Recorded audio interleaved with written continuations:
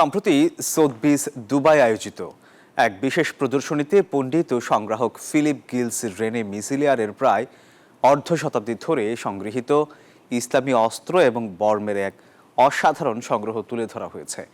ঐতিহাসিক এবং শৈল্পিক দিক থেকে শিল্পরসিক, ইতিহাসবিদ ও সংগ্রাহকদের মধ্যে ব্যাপক আগ্রহের সৃষ্টি করেছে অত্যন্ত মূল্যবান এই সংগ্রহটি। সোথবিস দুবাইতে সম্প্রতি একটি প্রদর্শনী অনুষ্ঠিত হলো, যেখানে পণ্ডিত ও সংগ্রাহক ফিলিপ গিলস রেনে মিজিলিয়ারের প্রায় 50 বছর ধরে সংগ্রহ করা ইসলামী অস্ত্র ও বর্ম প্রদর্শন করা হয়।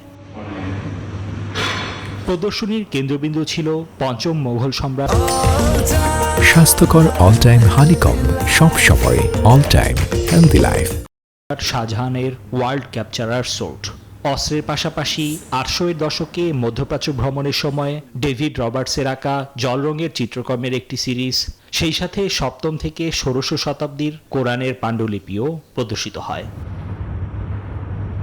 প্রদর্শনীটি ব্যাপকভাবে উপভোগ করেন দর্শনার্থীরা। সোথবিস ইসলামিক আর্ট ডিসপ্লেতে উপস্থিত হতে পেরে আমি সত্যিই আনন্দিত।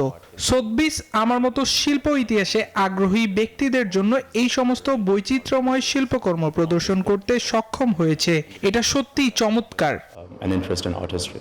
এই সংগ্রহটি প্রায় 500 বছরের ইসলামী ইতিহাস ধারণ করে।